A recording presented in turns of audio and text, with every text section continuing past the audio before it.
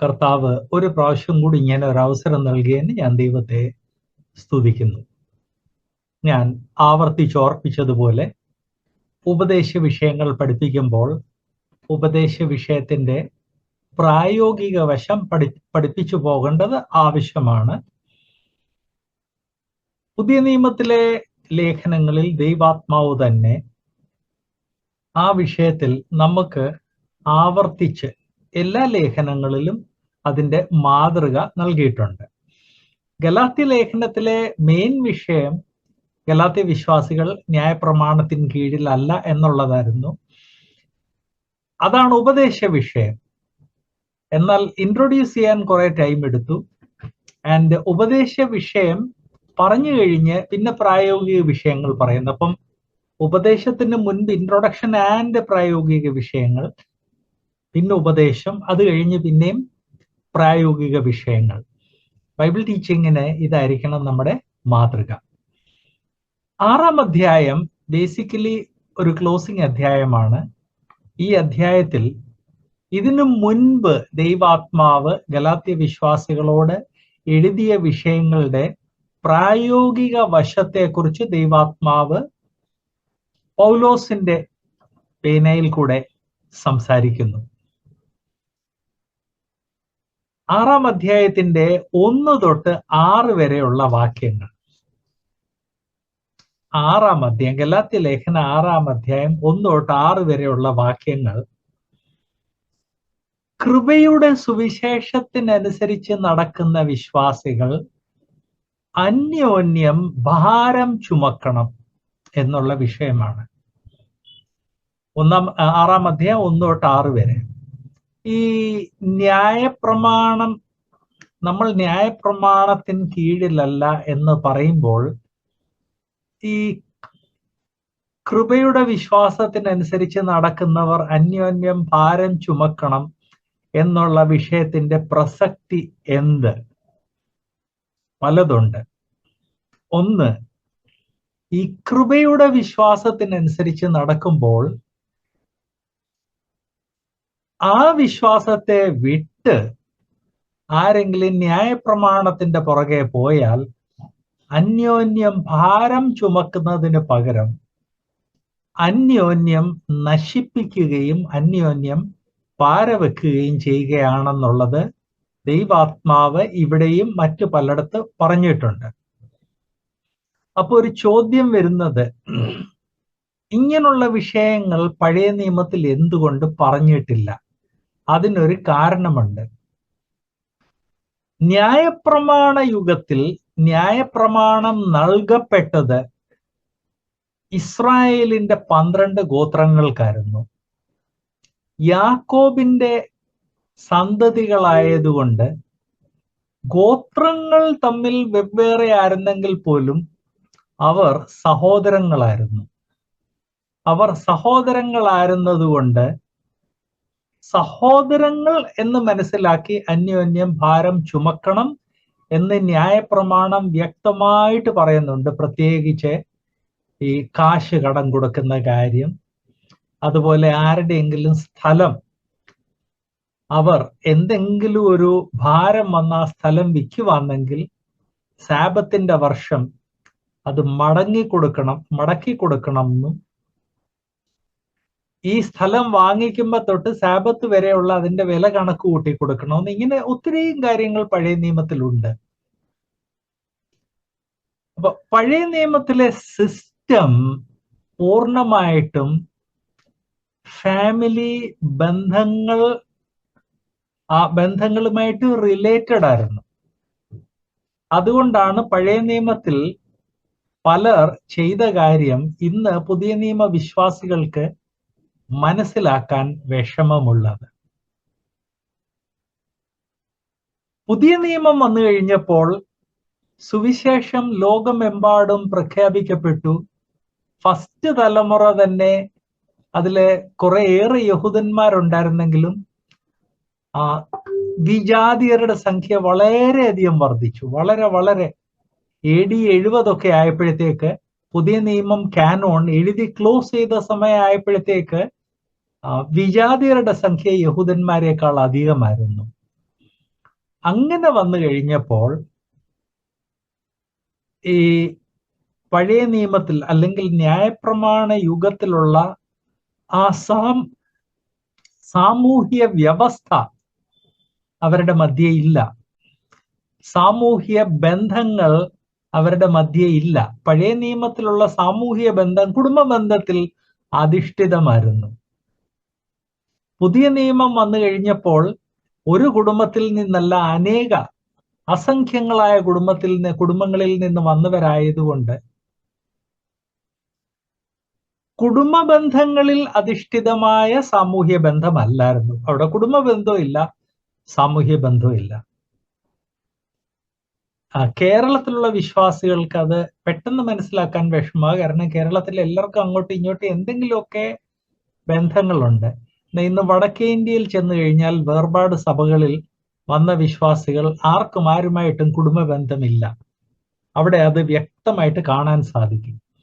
അങ്ങനെ കുടുംബ ബന്ധങ്ങളില്ലാത്ത കൃപായുഗത്തിലെ വിശ്വാസികൾ കൃപയുടെ സുവിശേഷം തള്ളിക്കളഞ്ഞിട്ട് ന്യായപ്രമാണത്തിന്റെ പുറകെ പോയി കഴിഞ്ഞാൽ വിശ്വാസികൾ അങ്ങോട്ടും ഇങ്ങോട്ടും ഭാരങ്ങൾ ചുമക്കുന്നതിന് പകരം അങ്ങോട്ടും ഇങ്ങോട്ടും പാര വെക്കുവാനും അങ്ങോട്ടും ഇങ്ങോട്ടും നശിപ്പിക്കാനാണ് സാധ്യത.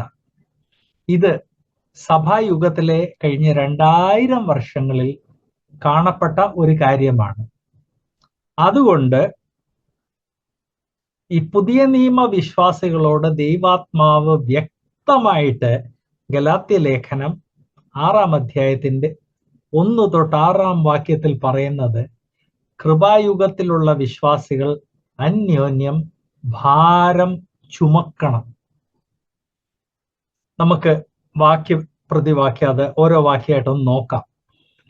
6-ാം അധ്യായത്തിന്റെ 1-ാം വാക്യം, സഹോദരന്മാരെ, ഒരു മനുഷ്യൻ വല്ല തെറ്റിൽ അകപ്പെട്ടു പോയെങ്കിൽ ആത്മീകരായ നിങ്ങൾ അങ്ങനെയുള്ളവനെ സൗമ്യതയുടെ ആത്മാവിൽ യഥാസ്ഥാനപ്പെടുത്തുകയും.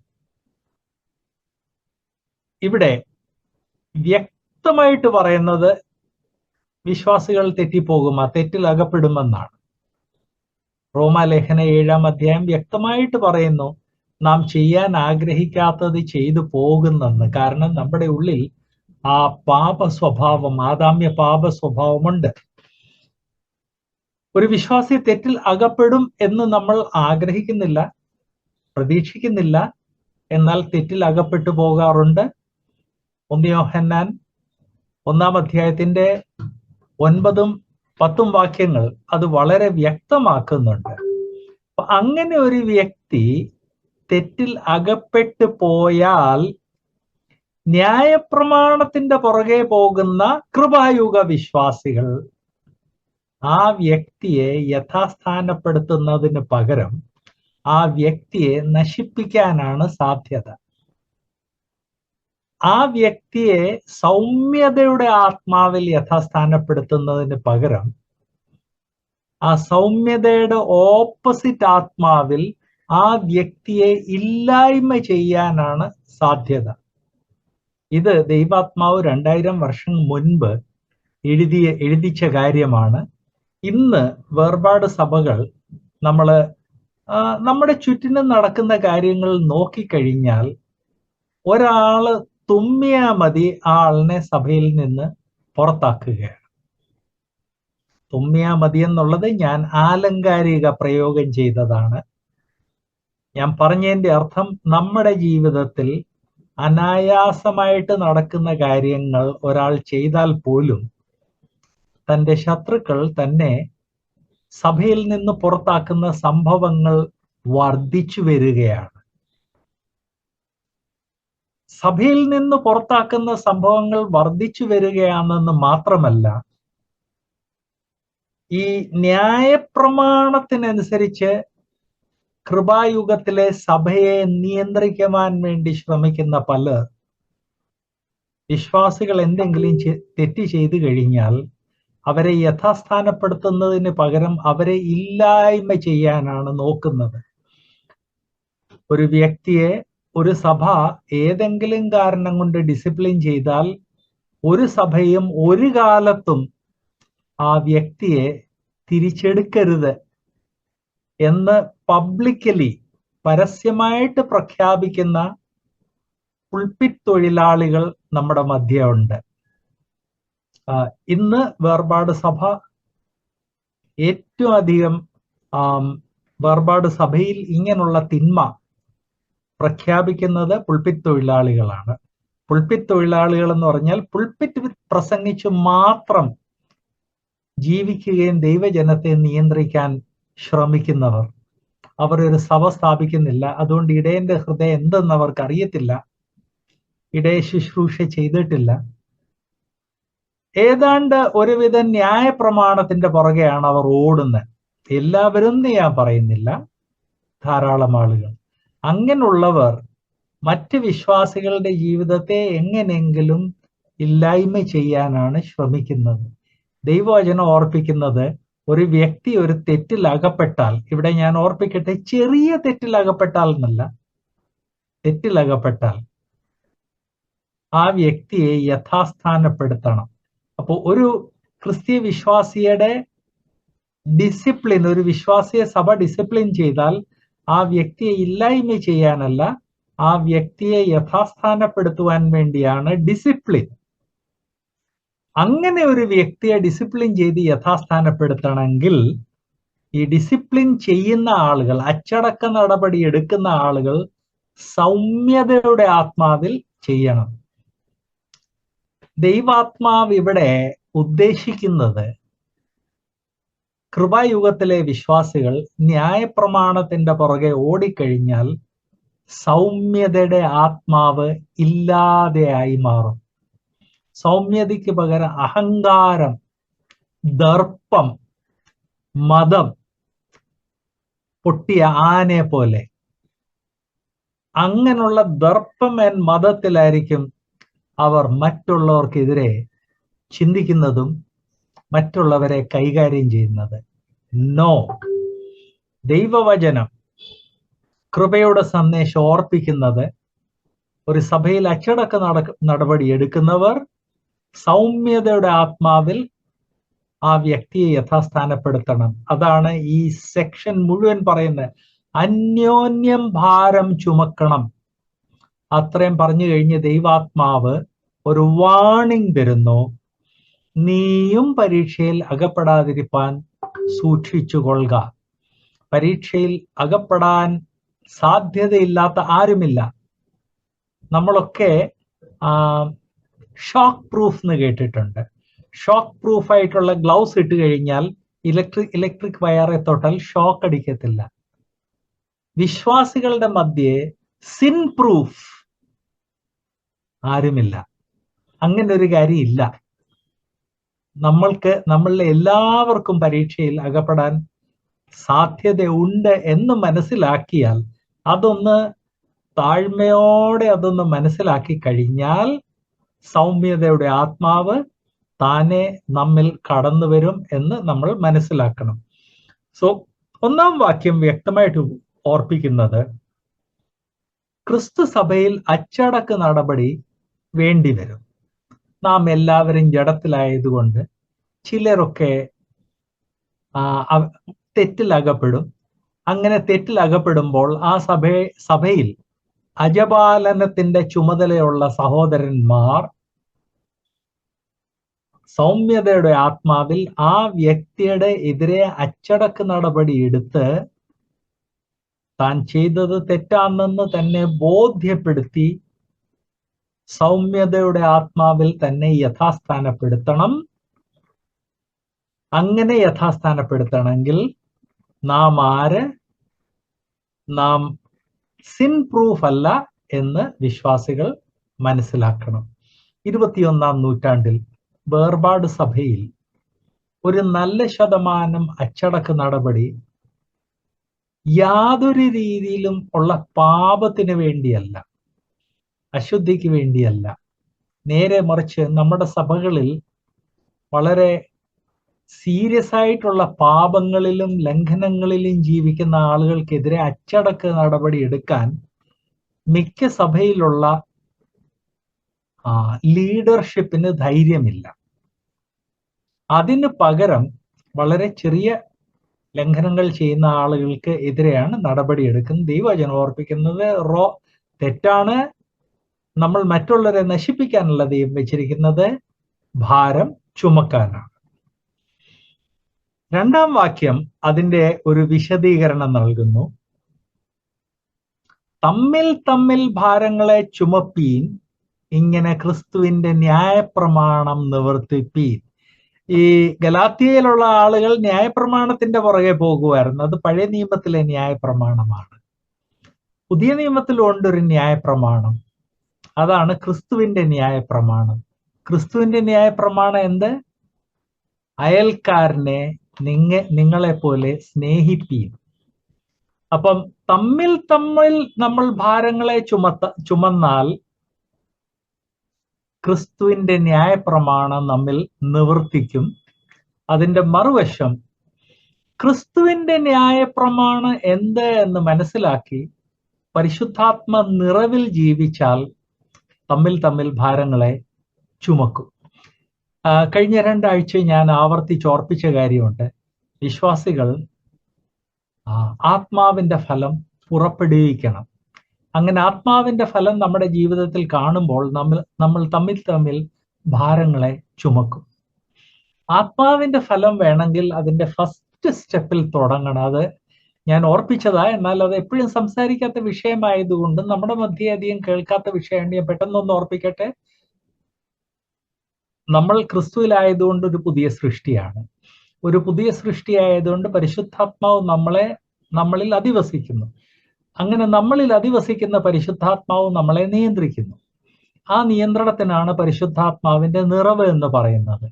എന്നാൽ ഒരു വിശ്വാസി തന്റെ ജീവിതത്തിൽ ഏതെങ്കിലും ഒരു തെറ്റിലോ പാപത്തിലോ അകപ്പെട്ട് കഴിഞ്ഞാൽ പരിശുദ്ധാത്മാവ് ആ നിയന്ത്രണം വിടുന്നു. കാരണം ആ തെറ്റിൽ അകപ്പെട്ടപ്പോൾ തന്റെ നിയന്ത്രണം തന്നിലുള്ള പാപ സ്വഭാവത്തിന് കൊടുത്തു. തന്നിലുള്ള പാപ സ്വഭാവത്തിന് കൊടുത്തുകൊണ്ട് പാപ സ്വഭാവം തന്നെ നിയന്ത്രിക്കുന്നു. പരിശുദ്ധാത്മ നിയന്ത്രണം നഷ്ടപ്പെട്ടു. ആ വ്യക്തി 1 യോഹന്നാൻ 1:9 തന്റെ ആ പാപമോ അകൃത്യമോ ഏറ്റു പറഞ്ഞാൽ ദൈവാത്മാവ് ആ വ്യക്തിയെ ക്ഷമിച്ച് വിശുദ്ധീകരിക്കുന്നു. ക്ഷമിച്ച് വിശുദ്ധീകരിച്ചു കഴിയുമ്പോൾ പരിശുദ്ധാത്മാവിന്റെ നിയന്ത്രണം മടങ്ങി വരുന്നു.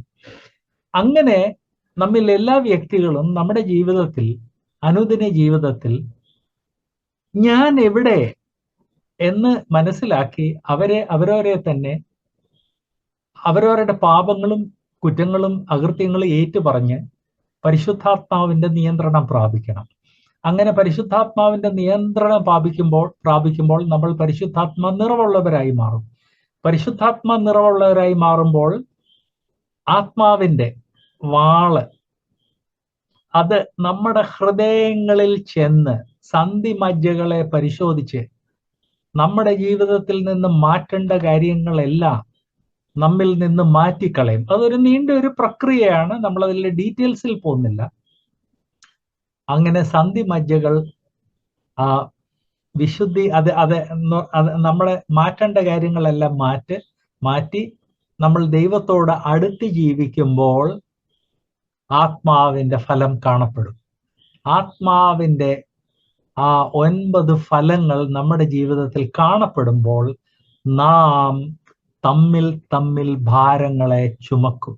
ഇന്ന് വിശ്വാസികൾ തമ്മിൽ ഭാരങ്ങൾ ചുമക്കുന്നതിന് പകരം ഭാര വെക്കുന്നതിന്റെ ഒരു മേജർ കോസ് നമ്മൾ ആത്മാവിൽ ജീവിക്കുന്നില്ല.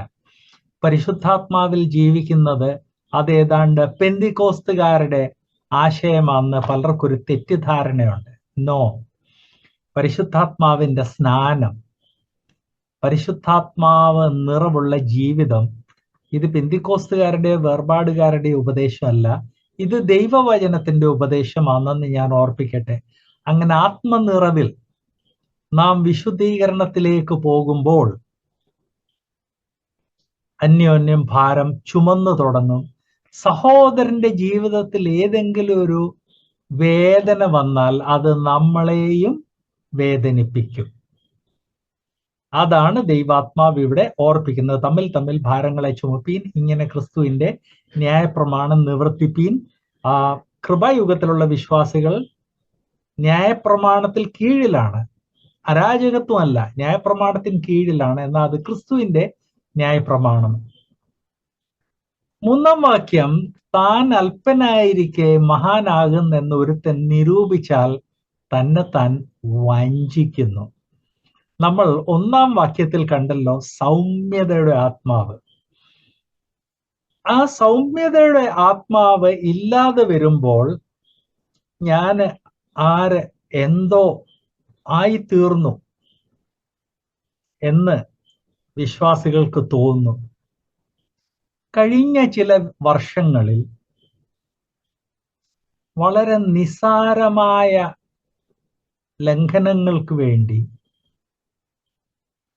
പല വിശ്വാസികളെ മാസങ്ങളും വർഷങ്ങളും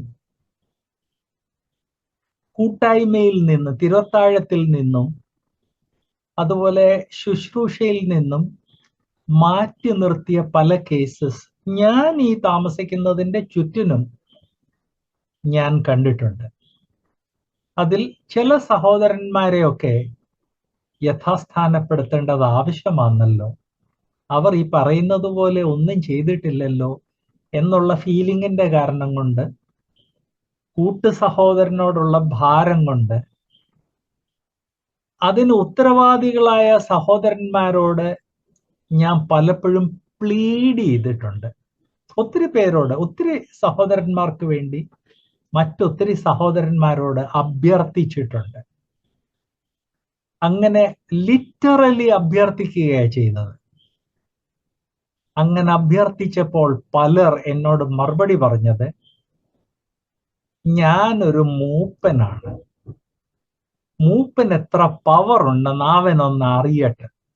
ആ സഹോദരന് പോലുമല്ല, ആ സഹോദരൻ അറിയട്ടെന്നല്ല, ഞാനൊരു മൂപ്പനാണ്, മൂപ്പൻ എത്ര അതോറിറ്റി ഉണ്ട്, എത്ര വെയിറ്റ് ഉണ്ട് എന്ന് അവനൊന്ന് അറിയട്ടെ. യാതൊരു ലംഘനം ചെയ്തിട്ടില്ലാത്ത ഒരു സുവിശേഷകനെതിരെ അറ്റ്ലീസ്റ്റ് 2 പേര് അച്ചടക്ക നടപടി എടുത്തു. കാരണമൊന്നുമില്ല. ഞാൻ ഒത്തിരി പേർക്ക് വേണ്ടി ഇങ്ങനെ അഭ്യർത്ഥനയും കൊണ്ട് ചെല്ലാറുണ്ട്, ഔട്ട് ഓഫ് കമ്പാഷൻ.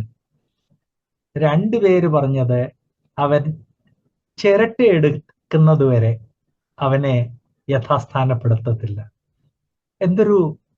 എന്തൊരു ക്രിസ്തുവിന്റെ മനോഭാവമാണ്. ഫിലിപ്പ് ലേഖനം പറയുന്നത്, ക്രിസ്തുവിലുള്ള അതേ മനോഭാവം നിങ്ങളിൽ ഉണ്ടായിരിക്കണം. ദൈവമായ ക്രിസ്തു ദാസന്റെ രൂപം ധരിച്ചു. ഇവിടെ 10 മെമ്പേഴ്സ് ഉള്ള ഒരു സഭയിലെ ഒരു മൂപ്പനും അതുപോലെ തന്നെ 15ഓളം മെമ്പേഴ്സ് ഉള്ള സഭയിലെ ഒരു സുവിശേഷകനുമാണ് എന്നോട് പറഞ്ഞത്, അവൻ ഒന്നാമത് കൂട്ടു സഹോദരനെ കുറിച്ച് അങ്ങനെയുള്ള പദപ്രയോഗങ്ങൾ നല്ലതല്ല, അവൻ ചിരട്ടയെടുക്കുന്നത് വരെ അവനെ സഭയുടെ പുറത്ത് നിർത്തും. ഒരു സുവിശേഷകനെ കുറിച്ചാണ്. എന്തൊരു താഴ്മ, എന്തൊരു സൗമ്യത, എന്തൊരു സഹോദര പ്രീതി. അപ്പൊ ഇത് ഞാൻ എടുത്തു പറയാൻ കാരണം, ഈ ദിവസങ്ങളിൽ ഇങ്ങനെയുള്ള സംസാരം വർദ്ധിച്ചു വരികയാണ്. ഞാൻ എന്തുകൊണ്ട് കേൾക്കുന്നു, ചിലർ പറയാറുണ്ട് ഞാൻ പൊട്ടനാണെന്ന്. ഈ മറ്റുള്ളവർക്ക് വേണ്ടി അഭ്യർത്ഥിക്കാൻ പോകുന്നത് ആയിരിക്കും. ലോകപ്രകാരം മറ്റുള്ളവർക്ക് വേണ്ടി അഭ്യർത്ഥിക്കാൻ പോകുന്നവൻ പൊട്ടനാണ്. എന്നാൽ ഞാൻ മറ്റുള്ളവർക്ക് വേണ്ടി ധാരാളം അഭ്യർത്ഥന പല സഹോദരന്മാരോട് അഭ്യർത്ഥിക്കാറുണ്ട്, അവരെ യഥാസ്ഥാനപ്പെടുത്തണമെന്ന്. കേരളത്തിലുള്ളവരെ കുറിച്ചും ചെയ്യാറുണ്ട്. എൻ്റെ ഹോം ടൗൺ ആയ മധ്യപ്രദേശിലുള്ള എത്രയോ സഹോദരന്മാർക്ക് വേണ്ടി ഞാൻ ഇങ്ങനെ അഭ്യർത്ഥിച്ചിട്ടുണ്ട്. ലിറ്ററലി കാലിൽ തൊട്ടിട്ടില്ലെന്നേ ഉള്ളൂ, എന്നാൽ ആലങ്കാരികമായിട്ട് പറഞ്ഞ് അവരുടെ കാലേ വീണ് ബ്രദറെ ആ സഹോദരനെ റെസ്റ്റോർ ചെയ്യണമെന്ന് അഭ്യർത്ഥിച്ചിട്ടുണ്ട്. അവരെല്ലാം അഹങ്കാരം, മതം, ദർപ്പം നിറഞ്ഞ് എന്നോട് പറഞ്ഞിട്ടുള്ളത്, അവനൊന്ന് നശിച്ചു കാണണം, നശിച്ച് കണ്ടു കഴിയുമ്പോൾ അവനെ യഥാസ്ഥാനപ്പെടുത്താം. ദൈവവചനം ഓർപ്പിക്കുന്നത് താൻ അല്പനായിരിക്കെ മഹാനാകുന്ന എന്നൊരുത്തൻ നിരൂപിച്ചാൽ 10 മെമ്പേഴ്സ് ഉള്ള ഒരു സഭയുടെ മൂപ്പനായി വലിയ കാര്യമൊന്നുമല്ല. 15 സഭകൾ ഇരിക്കുന്നിടത്ത് ഒരു സുവിശേഷം വലിയ കാര്യമൊന്നുമില്ല. എന്നാൽ അല്പനായിരിക്കെ മഹാനാകുന്നെന്ന് നമ്മളിൽ ധാരാളം ആളുകൾ നിരൂപിക്കുന്നുണ്ട്. അങ്ങനെയുള്ളവർ തന്നെ വഞ്ചിക്കുകയാണ് ദൈവവചനം ഓർപ്പിക്കുന്നത്. ഇതിന്റെ വെളിച്ചത്തിൽ ഇന്ന് ദൈവവചനം ശ്രവിക്കുന്ന ഓരോ സഹോദരനും സഹോദരിയും അവരോരെയും അവരവരുടെ മനോഭാവത്തെയും അവരവരുടെ പ്രവൃത്തിയെയും പരിശോധിക്കണം എന്ന് ഞാൻ പ്രത്യേകം ഓർപ്പിക്കുന്നു. 4-ാം വാക്യം ദൈവാത്മാവ് ഓർപ്പിക്കുന്നത് ഓരോരുത്തൻ താൻ്റെ പ്രവൃത്തി ശോധന ചെയ്യട്ടെ. നമ്മള് പ്രവൃത്തികൾ ശോധന ചെയ്യാറുണ്ട്. വർഷാന്തത്തിൽ പല സഭകളിൽ ഒരു മീറ്റിംഗ് ഉണ്ട്, അല്ലെങ്കിൽ പുതുവർഷത്തിന്റെ ആരംഭത്തിൽ ഒരു മീറ്റിംഗ് ഉണ്ട്. അവിടെ പലർ എഴുന്നേറ്റ് എന്ന് പറയുന്നു, അടിയൻ വളരെ കുറവുള്ളവനാണ്, അടിയന്റെ ജീവിതത്തിൽ പല തെറ്റുകൾ വന്നിട്ടുണ്ട്,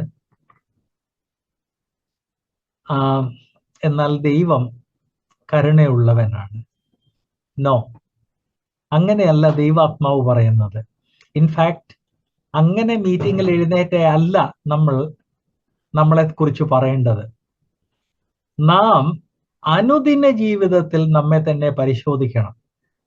ഈ വാക്യം മാത്രമല്ല, ഇതല്ലാതെ വേറെ പല വാക്യങ്ങൾ നമ്മളെ ഓർപ്പിക്കുന്നത് അനുദിന ജീവിതത്തിൽ ഓരോരുത്തൻ തന്റെ പ്രവൃത്തി ശോധന ചെയ്യണം എന്നാണ്. 1 കൊരിന്ത്യർ 11 ഓർപ്പിക്കുന്നത് തിരുവത്താഴത്തിൽ സംബന്ധിക്കുന്നതിന് മുൻപ് അവരവരുടെ പ്രവൃത്തികൾ ഡെഫിനറ്റ്ലി ശോധന ചെയ്യണം. ടൈം ബൗണ്ടായിട്ട് ഒരെണ്ണമേ ദൈവവചനത്തിൽ പറഞ്ഞിട്ടുള്ളൂ, തിരുവത്താഴത്തിൽ സംബന്ധിക്കുന്നതിന് മുൻപ്. എന്നാൽ അനുദിന ജീവിതത്തിൽ ചെയ്യണമെന്നുള്ളത് അത് എല്ലാ ലേഖനങ്ങളിലും, ഓൾമോസ്റ്റ് എല്ലാ ലേഖനങ്ങളിലും പറഞ്ഞിട്ടുണ്ട് എന്ന് ഞാൻ ഓർപ്പിക്കട്ടെ. നമ്മിൽ എത്ര ആളുകൾക്ക് ഈ പരിചയമുണ്ട്? ഓരോ ദിവസവും രാവിലെ എഴുന്നേറ്റ് കഴിഞ്ഞ ദിവസം എൻ്റെ ജീവിതത്തിൽ വന്നുപോയ ലംഘനങ്ങൾ അതൊരു പ്രാവശ്യം കൂടെ ദൈവത്തോട് ഏറ്റുപറയുക. 1 യോഹന്നാൻ 1:9 ഏറ്റുപറഞ്ഞ് ക്ഷമ ചോദിച്ച് അന്നത്തെ ദിവസം സ്റ്റാർട്ട് ചെയ്യുന്ന എത്ര പേരുണ്ട്? അതുപോലെ ഒരു ദിവസം കഴിഞ്ഞ് അന്നത്തെ ദിവസം നാം ചെയ്ത കാര്യങ്ങളെ ഒന്ന് പരിശോധിച്ച് ഏറ്റുപറയുന്ന എത്ര വിശ്വാസികളുണ്ട്? ഞാൻ 1-2 കാര്യങ്ങൾ ഓർപ്പിക്കട്ടെ. സഹവിശ്വാസികളെ കണ്ടു കഴിഞ്ഞാൽ ഷെയ്ക്ക് ഹാൻഡ് ചെയ്യാത്ത വിശ്വാസികൾ ഇന്ന് ധാരാളമുണ്ട്. ഞാൻ പലയിടത്ത് യാത്ര ചെയ്ത് പ്രീച്ച് ചെയ്യുന്നത് കൊണ്ട് എൻ്റെ സഭയിലുള്ള 10-120 പേരെ മാത്രമല്ല കാണുന്നത്, മറ്റ് സഭകളിലുള്ളവരെയും ക്യാമ്പ്സ് ആൻഡ് കോൺഫറൻസസിലൊക്കെ പോകുമ്പം 100 കണക്കിന് ആളുകളെ കാണാറുണ്ട്. അവിടെ സഹവിശ്വാസികളെ കാണുമ്പോൾ മുഖം മാറിപ്പോകുന്നതും കൈ നീട്ടിയാൽ പോലും ഷെയ്ക്ക് ഹാൻഡ് ചെയ്യാത്ത വിശ്വാസികളുണ്ട്. അപ്പൊ അവരവരുടെ പ്രവൃത്തിയെ ശോധന ചെയ്തിട്ടാണോ അന്ന് അവിടെ വന്നത്? പല സഭകളിൽ ഒരു വിശ്വാസി പാട്ടെടുത്തു കഴിഞ്ഞാൽ ചിലരത് പാടത്തില്ല, പാട്ടൂസം അടച്ച് അവിടെ ഇരിക്കും. ചില വിശ്വാസികൾ പ്രാർത്ഥിച്ചാൽ ചിലര് ആമീൻ പറയത്തില്ല. ഇത് എന്ത് പ്രവൃത്തിയാണ്? എന്ത് വിശുദ്ധിയാണ്? എന്ത് വേർപാടാണ്? എന്ത് ക്രിസ്തു സ്നേഹമാണ്? നിന്റെ അയൽക്കാരനെ നിന്നെ പോലെ സ്നേഹിക്കണമെന്ന് പറയുന്ന എന്ത് സ്നേഹമാണ് നാം ഈ കാണിക്കുന്നത്?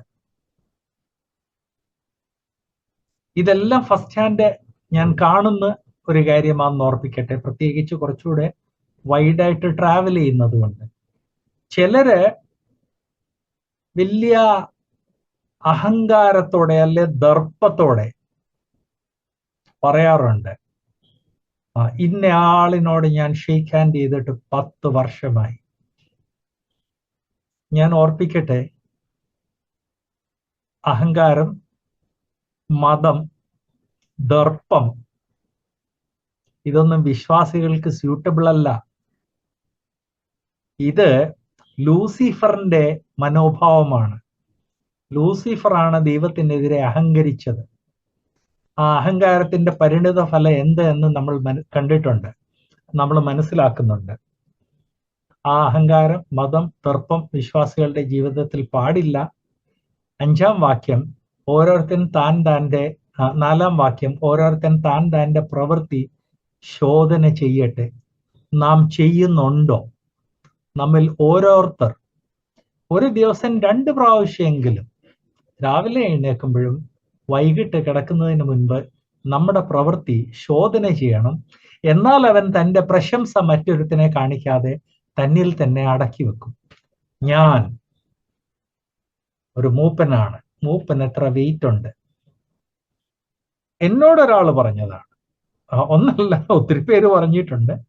ഒന്ന് പെട്ടെന്ന് ഓർമ്മ വന്നേ ഉള്ളൂ. അവനെ ഒന്ന് കാണിച്ചു കൊടുക്കട്ടെ ഒരു മൂപ്പന്റെ ശക്തി, അല്ലെ മൂപ്പന്റെ പവർ എന്ത്. ദൈവവചനം ഓർപ്പിക്കുന്നത് മറ്റൊരുത്തനെ, അവൻ തന്റെ പ്രശംസ മറ്റൊരുത്തനെ കാണിക്കാതെ തന്നിൽ തന്നെ അടക്കി വെക്കും. ഞാൻ ഇന്നതാണെന്ന് കാണിക്കാൻ ഉള്ള ഒരു ശ്രമത്തിന് പകരം ആ സഹോദരന്റെ ജീവിതത്തിൽ വന്ന വീഴ്ചയ്ക്ക് വേണ്ടി നമ്മൾ ആ സഹോദരനെ കുറിച്ചും ആ സഹോദരനെ ദൈവം യഥാസ്ഥാനപ്പെടുത്തണമെന്നും ആ സഹോദരൻ ചെയ്ത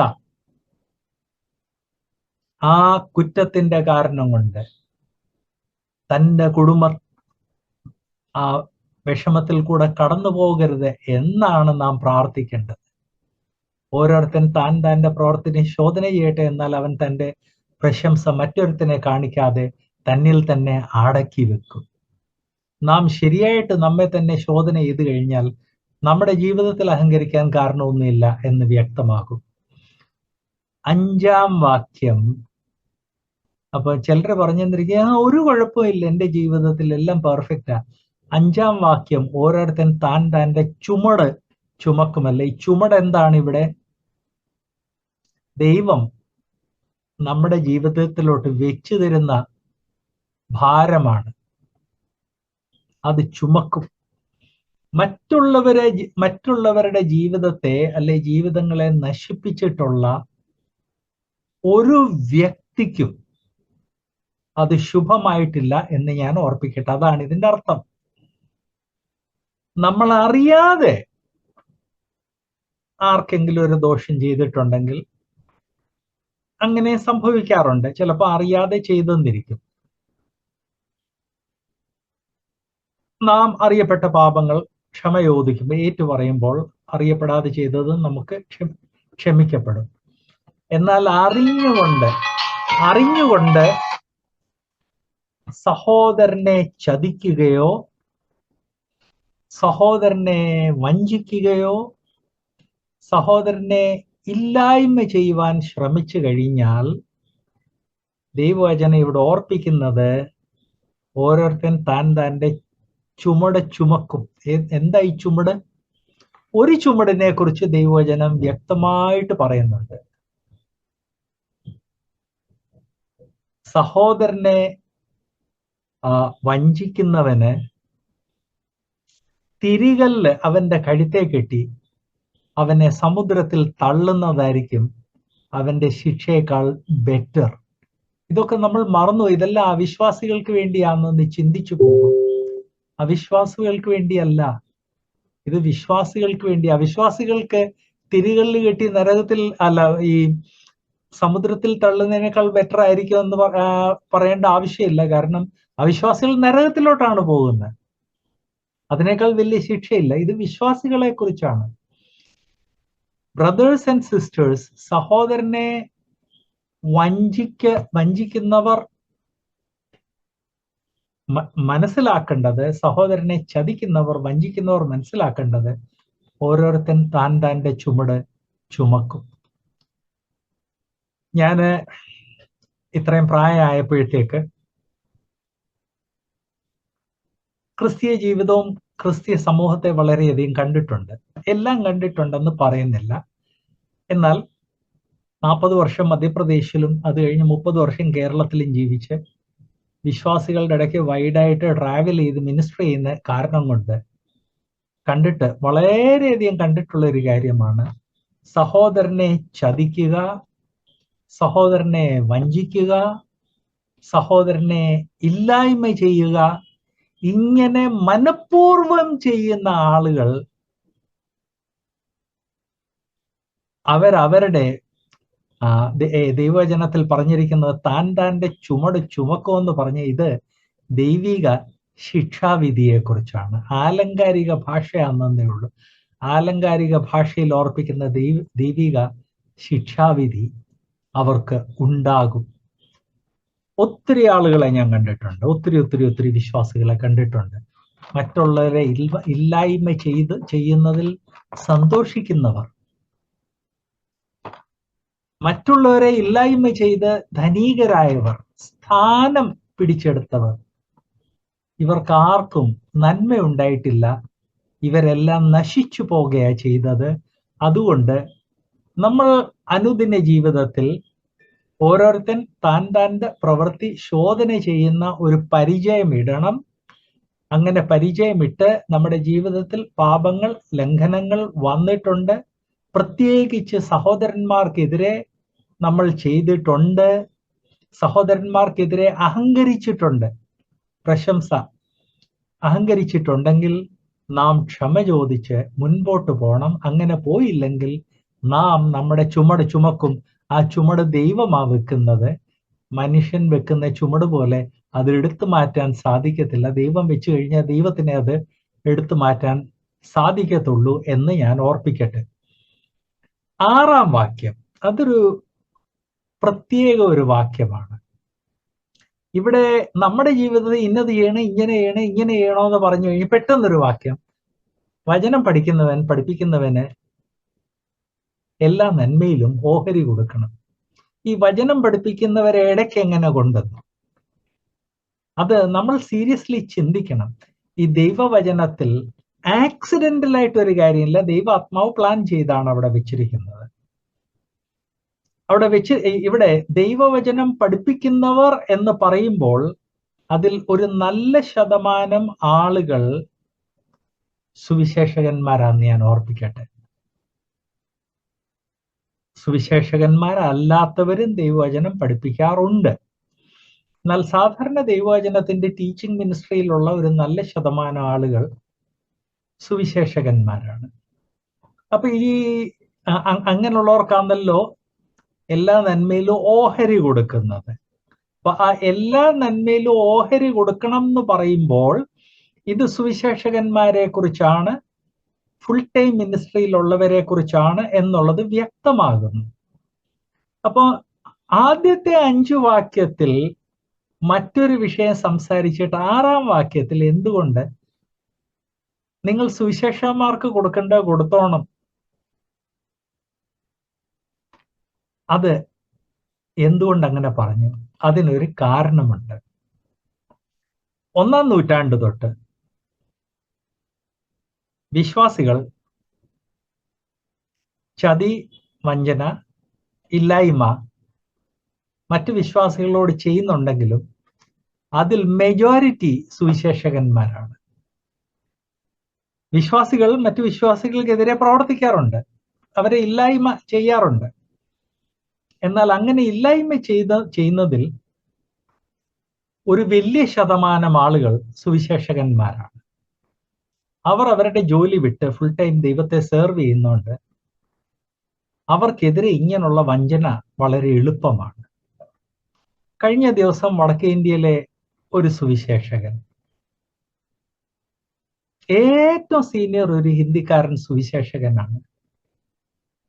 ജീവിതത്തിൽ ഒരിക്കലും തനിക്കെതിരെ ആർക്കും വിരൽ ചൂണ്ടാൻ സാധിച്ചില്ല. അങ്ങനെയുള്ള ഒരു സുവിശേഷകൻ എന്നെ അറിയിച്ചത്, ബ്രദറെ, ഞാനൊരു നോർത്ത് ഇന്ത്യൻ സുവിശേഷകനാണ്. ഞങ്ങളുടെ ഇവിടെയുള്ള ചില മലയാളി സുവിശേഷകന്മാര് ഈ ഏരിയയിലെ മാർപ്പാപ്പമാരായിരിക്കുവാണ്. മാർപ്പാപ്പായുടെ അടുത്ത് ചെന്ന് ഇടയ്ക്കിടയ്ക്ക് കൈമുത്തിയിരിക്കണം എന്ന് അവർക്കിപ്പം വലിയ നിർബന്ധമാണ്. അങ്ങനെ കൈമുത്താത്ത എല്ലാവർക്കെതിരെ അവര് പ്രഹരം ചെയ്യുവാണ്. ഇത് എസ്തറിന്റെ പുസ്തകത്തിൽ നാം കണ്ടിട്ടുള്ള കാര്യമാണ്. എന്നെ കൂസാത്തവനെ ഞാൻ ഇല്ലായ്മ ചെയ്യും എന്നുള്ളത് എസ്തറിന്റെ പുസ്തകത്തില് നമ്മൾ കണ്ടതാണ്. അവന് എന്തു പറ്റി, എന്ത് സംഭവിച്ചു എന്നുള്ളതും നമ്മൾ കണ്ടതാണ്. അപ്പൊ ആ മലയാളികൾ ഈ സഹോദരന് ലഭിച്ചിരുന്ന എല്ലാ സപ്പോർട്ടും, കാരണം ഈ സപ്പോർട്ട് വരുന്നതെല്ലാം മലയാളി അസംബ്ലീസിൽ നിന്നാണ്. നോർത്ത് ഇന്ത്യയിലുള്ള, കേരളത്തിലുള്ളതും നോർത്ത് ഇന്ത്യയിലുള്ള സുവിശേഷകന്മാരെ സപ്പോർട്ട് ചെയ്യുന്നതെല്ലാം മലയാളികളുടെ ഫണ്ടുകളാണ് എല്ലാം. പിന്നെ ഗൾഫിലും അമേരിക്കയിലുള്ള ചില സഭകൾ, അതും മലയാളികളുടെ സഭകളാണ്. ഈ മലയാളി സഹോദരന്മാര് ആ സഭകൾക്കെല്ലാം എഴുതി, ആ വ്യക്തികൾക്കും ഫണ്ടുകൾക്കെല്ലാം എഴുതി ഈ സഹോദരന്റെ സപ്പോർട്ട് കംപ്ലീറ്റ്ലി നിർത്തി. എന്നെ കൂസാത്തവനെ ഞാൻ ഇല്ലായ്മ ചെയ്യും. ഇത് ഇന്ന് തുടങ്ങിയതല്ല, അത് ഞാൻ ഓർപ്പിക്കട്ടെ. ഇത് 1-ാം നൂറ്റാണ്ടിൽ തുടങ്ങിയത്. അതുകൊണ്ടാണ് ദൈവാത്മാവ് 5 വാക്യങ്ങളിൽ മറ്റു വിഷയങ്ങൾ പഠിപ്പിച്ചു കഴിഞ്ഞാൽ 6-ാം വാക്യത്തിൽ പെട്ടെന്ന് വചനം പഠിപ്പിക്കുന്നവരെ കുറിച്ച് പറയുന്നു. വചനം പഠിപ്പിക്കുന്നവർ എന്ന് ഇവിടെ ഉദ്ദേശിക്കുന്നത് പൂർണ്ണകാല സുവിശേഷകന്മാരാണ് എന്നുള്ളത് എല്ലാ നന്മയിലും ഓഹരി കൊടുക്കണം എന്നുള്ളതിൽ നിന്ന് നമുക്ക് വ്യക്തമാകുന്നു. ഫൈനാൻഷ്യൽ സപ്പോർട്ട്, വിശ്വാസികളുടെ ഫൈനാൻഷ്യൽ സപ്പോർട്ടും കൊണ്ട് ജീവിക്കുന്ന ആളുകൾ, അവരുടെ കൈക്കീഴിൽ വചനം പഠിപ്പിക്കുന്നവർ സപ്പോർട്ട് ചെയ്യണമെന്ന് ദൈവാത്മാവ് ഇവിടെ പെട്ടെന്നൊന്ന് ഓർപ്പിക്കുന്നു. ബ്രദേഴ്സ് ആൻഡ് സിസ്റ്റേഴ്സ്, 21-ാം നൂറ്റാണ്ടായപ്പോഴത്തേക്ക് ഞാൻ ഇത് നോർത്ത് ഇന്ത്യൻ ഒരു ഉപദേശിയെ കുറിച്ചാണ് പറഞ്ഞത്. അവർ ഇത് ഠാക്കൂർ പരിവാർ ഫാമിലി, ഒരു ക്ഷത്രിയ ഫാമിലി വിട്ടിട്ട് ആ ഫാമിലിയിൽ നിന്ന് തന്റെ സഹോദരനല്ലാതെ വേറെ ആരും രക്ഷയുടെ അനുഭവത്തിൽ വന്നിട്ടില്ല. അങ്ങനെ സുവിശേഷ വേലയിൽ വന്ന് ഒരിക്കലും ഒരു കുഴപ്പവും ഉണ്ടാക്കാതെ വളരെയധികം പ്രവർത്തിച്ച ഒരു സഹോദരൻ മലയാളി മാർപ്പാപ്പാമാർക്ക് കൈമുത്താത്തത് കൊണ്ട് ആ സഹോദരന്റെ കംപ്ലീറ്റ് സപ്പോർട്ട് നിർത്തിക്കളഞ്ഞിരിക്കുന്നു. ഇത് ഇന്ത്യ മുഴുവൻ നടക്കുന്ന കാര്യമാണെന്ന് ഞാൻ ഓർപ്പിക്കട്ടെ. ഞാൻ ബൈബിൾ സ്കൂളിൽ പഠിപ്പിച്ച സ്റ്റുഡൻസ് മധ്യപ്രദേശ്, ഉത്തർപ്രദേശ്, രാജസ്ഥാൻ, ഒറീസ, ബീഹാർ അല്ലാതെ വേറെ പല സ്റ്റേറ്റ്സിലുണ്ട്. പലപ്പോഴും അവർ എഴുതാറുണ്ട്, അയ്യോ സാറേ, ഇന്ന മലയാളി മാർപ്പാപ്പായ്ക്ക് കൈമുത്താത്തത് കൊണ്ട് എന്റെ സപ്പോർട്ട് മുഴുവൻ നിർത്തിച്ചു. എന്റെ ഓൺ പട്ടണം ഗ്വാളിയറിലുള്ള സുവിശേഷകനെ കുറിച്ച് KM ഫണ്ടിന് ഒരു സുവിശേഷകൻ റിപ്പോർട്ട് ചെയ്തു. അവൻ വേർപാടിലല്ല. KM ഫണ്ടുകാർ ഉടനെ സപ്പോർട്ട് നിർത്തി, അന്വേഷിച്ചില്ല. കാരണം മലയാളി മാർപ്പാപ്പമാർക്കാണ് എല്ലായിടത്തും വെയിറ്റ് കൂടുതൽ. പിന്നെ എൻ്റെ ഫാദർ പേഴ്സണലി ചെന്ന് അങ്കിൾ പോൾ തോമസിനോട്, ഗ്വാളിയർ ഞാൻ സ്ഥാപിച്ച സഭയാണ്, അവിടെ ഇന്ന് പ്രവർത്തിക്കുന്ന സുവിശേഷകൻ വേർപാടിൽ തന്നെ നിൽക്കുന്നു, വേർപാട് വിട്ടു പോയിട്ടില്ല എന്ന് പറഞ്ഞ് തൻ്റെ സപ്പോർട്ട് റെസ്റ്റോർ ചെയ്യുകയാണ് ചെയ്തത്. ഈ വിഷയം ദൈവവചനം പ്രത്യേകം എടുത്തു പറയുന്നത്, കാരണം ഇതിനു മുൻപുള്ള വാക്യങ്ങളുമായിട്ട് അതിന് ബന്ധമൊന്നുമില്ല, ഇത് കഴിഞ്ഞുള്ളതുമായിട്ട് ബന്ധമൊന്നുമില്ല. പെട്ടെന്ന് ഇത് എടുത്തു പറയാൻ കാരണം, ഇവിടെ വിശ്വാസികൾക്ക് അഹങ്കാരം, മതം, ദർപ്പം വരുന്നു. അവിടെ ആദ്യത്തെ അവരുടെ വിക്ടിംസ് ആകുന്നത് സുവിശേഷകന്മാരാണ്. ദൈവവചനം ഓർപ്പിക്കുന്നു, അങ്ങനെ ചെയ്യരുത്. വചനം പഠിപ്പിക്കുന്നവന് എല്ലാ നന്മയിലും ഓഹരി കൊടുക്കണം. 5-ാം വാക്യം, ഓരോരുത്തൻ താൻ്റെ ചുമട് ചുമക്കും എന്ന് മറക്കല്ല. ഈ വിഷയങ്ങൾ മനസ്സിലാക്കാൻ വേണ്ടി ദൈവാത്മാവ് നമ്മെ സഹായിക്കട്ടെ, അനുഗ്രഹിക്കട്ടെ.